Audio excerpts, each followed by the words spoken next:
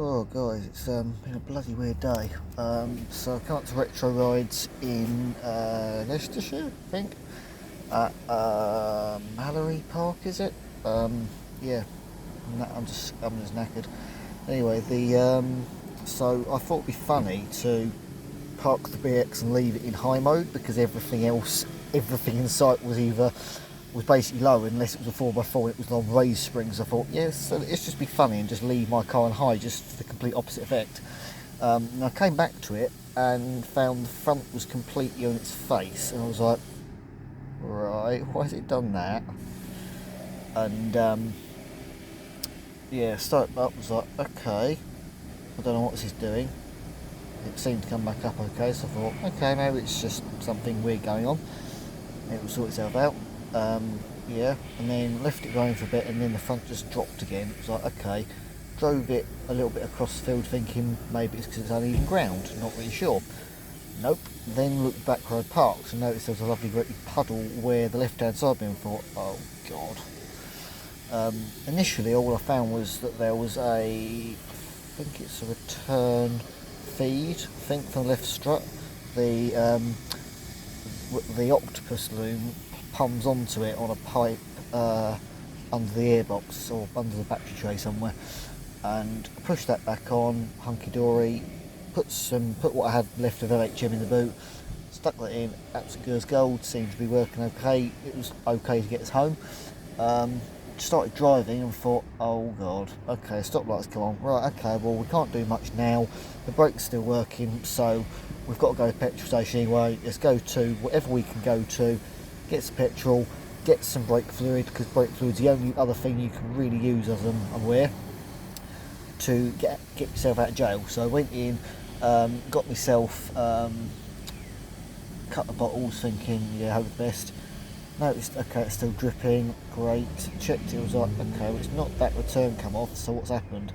At this point, it literally, as it turned out, been driven all the way to the petrol station on its arse. So it's basically in complete low mode, and yeah, even a speed bump you could catch your mud flaps on. And my god, I've never known suspension like it when it's sat low, trying to drive it. Oh my god, it's horrendous. All I can imagine it was like having lowering springs and then basically just leaving bricks in it instead of springs, so you're just bouncing along like that the whole time. It's absolutely horrific. But yeah, put some brake fluid in, then thought, okay, it's still coming out great, okay. Thought, okay, all we can do here, because it's not even lifting now, so something's obviously gone wrong really badly somewhere. But I noticed the fact that even if I was putting this, even this return line pushed back on, I was like, well, that's still not right. It's still dripping from somewhere.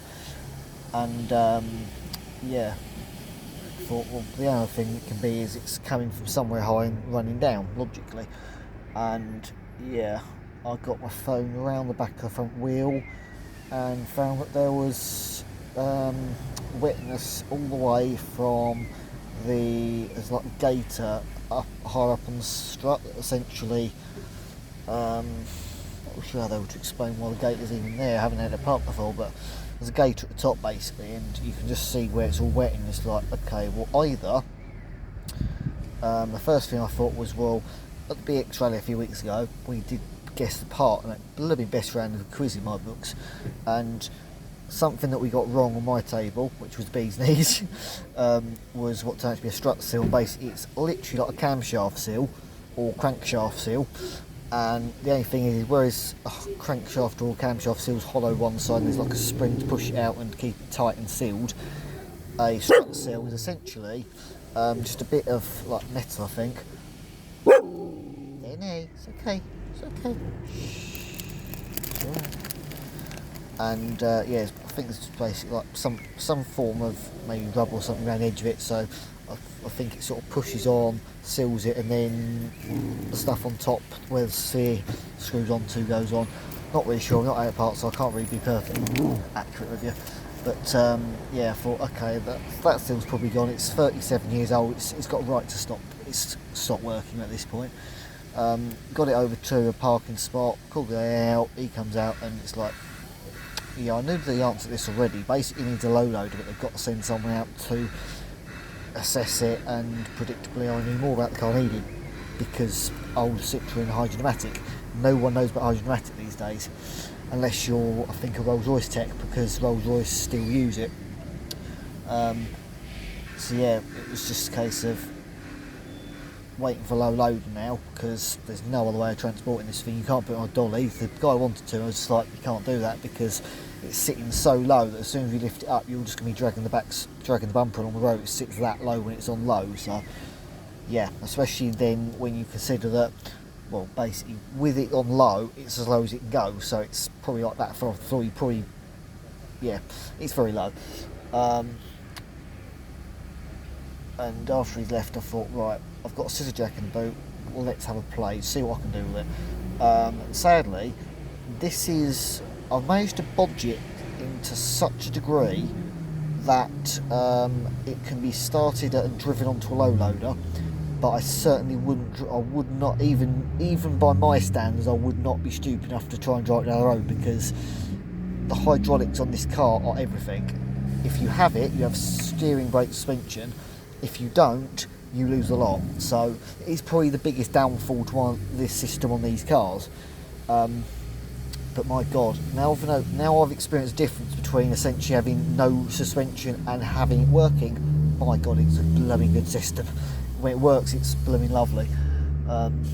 So yeah, turned out that actually there's two pipes that go from at the bottom of the strut. And then come out and then go over back to the metal ones, and basically both of those that side have just turned to dust. By all accounts, I probably should have noticed it when I was doing stuff at the front, but not knowing the system, I just left well alone and thought, no, it's not worth touching, it currently works. If I was more experienced, yes, I probably would have taken the whole lot off and done everything at the same time there and then, but because I didn't really know what I was looking at, I just left it thinking it's working at the moment, we'll leave it as it is, we'll just leave it as it's happy. But in all honesty, if I'd have known better, and now I do know better, I would have done it when I did all the other things at the front, like trackward ends, and drive by links, and the fact I've now got to take the strut off most likely, because if it is the top seal, then I've got to take the whole thing off, in which case I'll be doing the bottom ball joint as well. So I've got that in the garage because I've got one spare, because I thought, well, might as well just get everything, and then as it goes I've got it ready to just chuck on the car. It's just one less thing to have to try and source. So yeah, managed to sort of really properly bodge it in just a way that it's going to be able to lift up and drive onto the low loader, so it's just one less hassle when he gets there. But by Christ, I'm so tired. Can you see the bags? Yeah, the bags. Yeah, the feeling is a lot worse than the bags look, believe me. Absolutely shattered. I only had about 4.5 hours sleep last night, because I woke up at about 4 o'clock and this part of my jaw here was just absolutely really painful, and I literally learned today how to move my jaw in a very minimal way to stop it hurting. So if I sort of do certain things, it absolutely canes. But I woke up at 4 o'clock this morning and was like, oh my God, this really hurts. And yeah. Oh. Yeah. So I didn't have much sleep, and now it's going to be a very long night, because apparently we're likely going to end up being recovered by about 2 or 3 different trucks between here and home, which is about 130 miles away. God. But yeah, I suppose what I can say is that once I've done those few bits, I think might be some of the backs do, not sure. I'll probably wait. I don't know. I'll do what's necessary at the front to sort it out, and yeah, I'll go from there. But oh man, I've got a headache. But yeah, I thought I'd do a little video log, because actually I'm actually incredibly proud of myself today, because I've done lots of feeling my body and understanding things, and actually shine car shows like what I went to today just don't do it for me. I've got to be driving, I've got to be doing something active. Walking around cars is actually so freaking boring. there was A35, it was an A35 that was having issues with fuel, and I felt so energised when it was like, okay, I'm going to go back to my car, get a can of deodorant, we're going to try and start it with a can of deodorant and see if the diaphragm, the fuel pump, has got enough life left in it to suck some fuel through and keep itself going. For me, that was fun, that was stimulating. So it was kind of a case of, hang on a minute, so I'm walking around these cars feeling really bored, because actually you could look at any of these cars to Google images. You're not going to experience them unless you actually get the experience of being behind the wheel of one. And that's where the BX Rally really did it for me, because I drove 2 or 3 different cars. It was like, this is really what it's about. This is experiencing it, not just staring at it. So yeah, I think yeah, I feel like it's this year's putting an awful lot of understanding about me and what I like and what I don't like and who I want to be later on.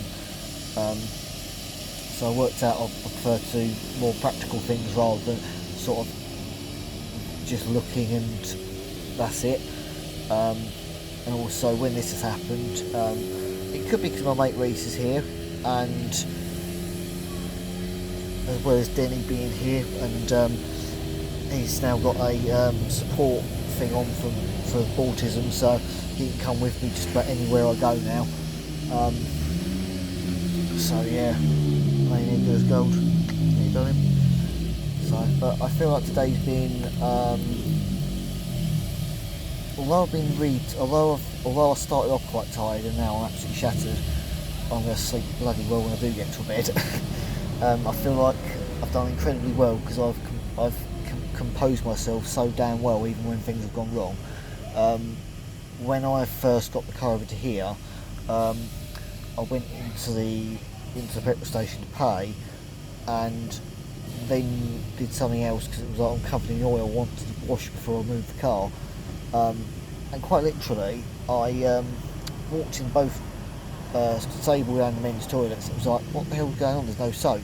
Walked out and I was just kind of like, excuse me, is there any soap? I was like, sorry, I was sort of like, okay, I'm going to sit here and wait, because there's no need to go crazy. It's not his fault, it's just a simple thing that's happened, could have happened to anyone. And in the end I'm looking, think, okay, do I just say to him, can I just take this soap off the shelf here and start using that instead, because I need something, because even if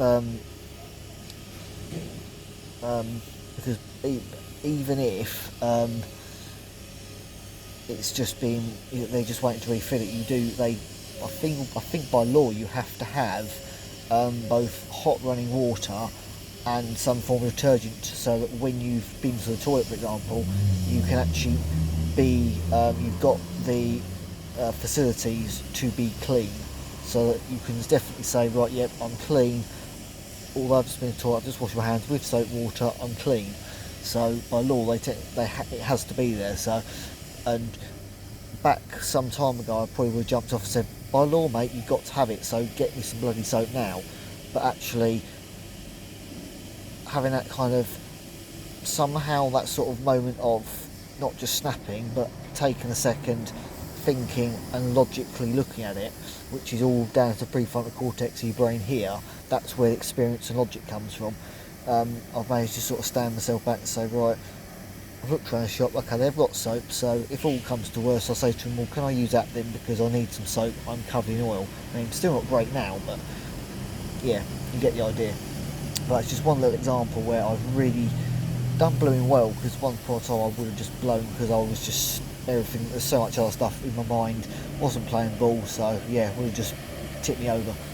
But yeah, so I'm doing a lot of in this journey I'm doing of rehabilitating from this PTSD form I have. I'm doing a heck of a lot of learning, a heck of a lot of self-understanding, a lot of self-awareness, so I'm really proud of that. So yeah, I'm going to wrap this up here because I'm living tired, and I feel really hungry, like I need a drink, and feel like I've got a stinking headache, I'm about to explode or vomit somewhere, so I'm going to put this down and yeah, try and maybe shut my eyes for a little bit. Yeah, thought I'd share a little video log with you, I suppose. I haven't showed you anything of the car because I was cracked on with it. I just wanted to be in my mindset, get in the mood and do it. I was coaching oil and all sorts, so it just wasn't the time and place to do it. So yeah, that's today's video.